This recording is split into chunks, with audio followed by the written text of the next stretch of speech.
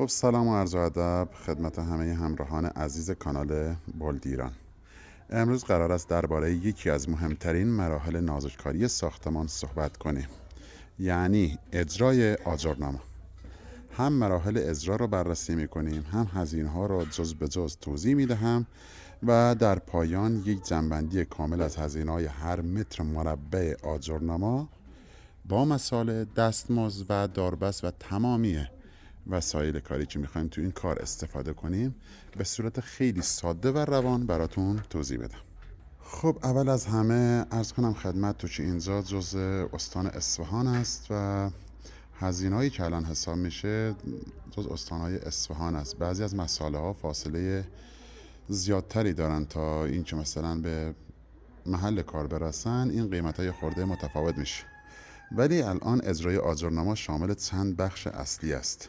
یکی مساله مورد نیازی که داریم، مثلا آجرنامه، سیمان، ماسه، شسته، ماسه بادی، چسب‌ها و موادهای کمکی دیگه‌ای که در برنامه‌مون هست. از همه مهمتر دوباره زیرسازی این هم داریم، مثلا رابیسکاری اطراف ستون‌ها و آماده سازی تراز زیر سنگ‌هایی که الان داریم می‌بینیم. الان مثلا چیدمان آجرنامه، بندکشی، سنگ قرنیز و قاب‌های سنگ روی خود آجرنامه، هزینه‌های اجرایی جانبی مثلا داربست، نظارت، حمل، نگهبانی، رفت و برگشت و پرت مساله را کلاً براتون در نظر داریم.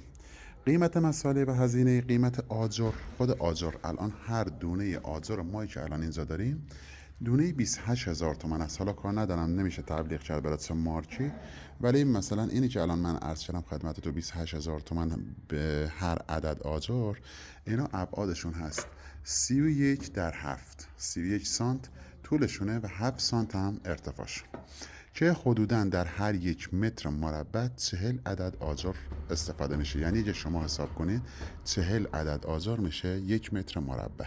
این اگه 28,000 تومان حساب کنیم برآورد برای هر دونه آجر، 40 عدد ضرب در 28,000 تومان چیزی میشه حول هوش 1,120,000 تومان، یعنی هر متر آجر فقط خرید میشه.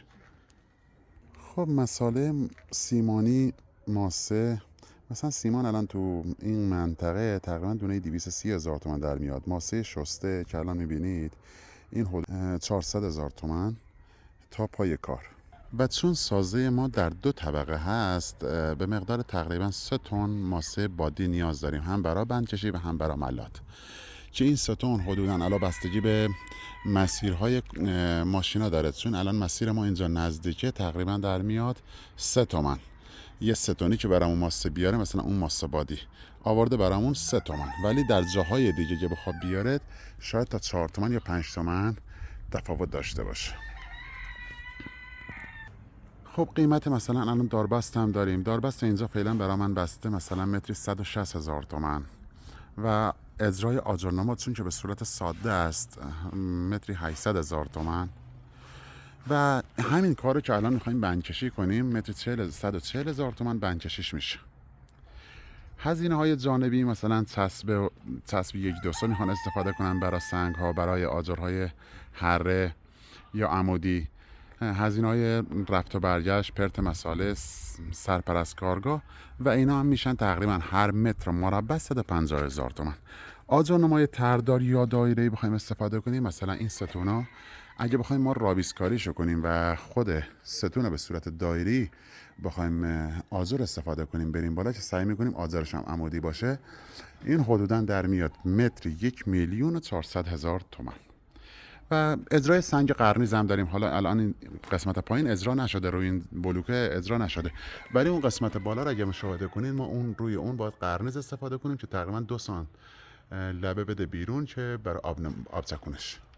این حدوداً در میاد برای ما هر متر کامل متر مربع شما، یعنی اگر اونجا 20 سانتی عرض 20 سانت بخوایم استفاده کنیم روی اون دیوار، میشه 5 متر در 20 سانت میشه تازه 1 متر.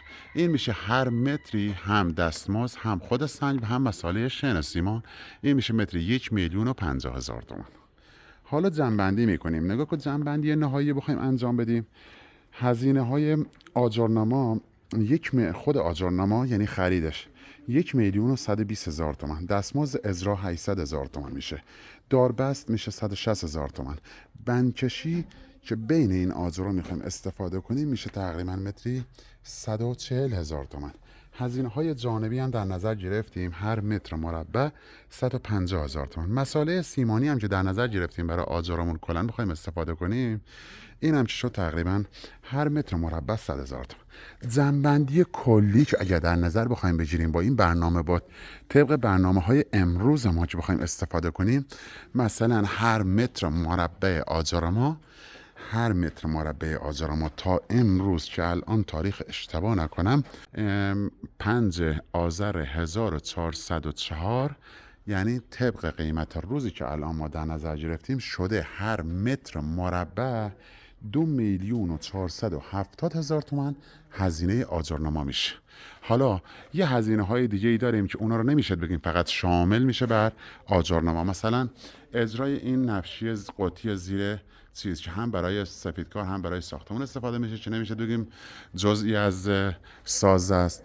اجرای نقشی کشیه که بخوایم کلا نقشی کشی کنیم، اون طرح‌ها هستن، طرح‌ها مختلف هستن، هزینه های جوشکاری و نقش کشی کلا متفاوته. دوباره یه قرنیز دور مثلا اون پنجره های رو داریم استفاده میکنیم که الان از یه خود فاصله دارن دیگه، اون قرنیزا رو اگه بخوایم استفاده مثلا چیز کنیم، سعی میکنن قرنیزا رو وقتی استفاده میکنن پنجره های 1 متری تا 1 متر و نیمی اینا تو پر حساب میشه.